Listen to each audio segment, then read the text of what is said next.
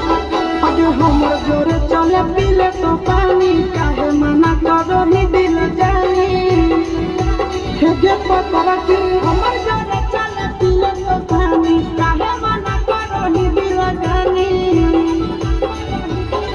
अगर महार दे उलू का भूखा होई जाई तो मंदा गे महार दे उलू का भूखा होई जाई तो मंदा गे चल पतर की तोरा पीले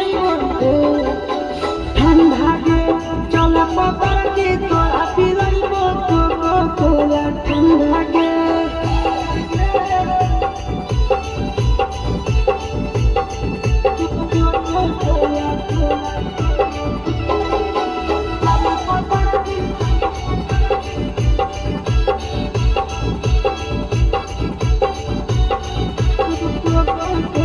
आगे कहो नंदन मानिले बात गे दे तो या सिसा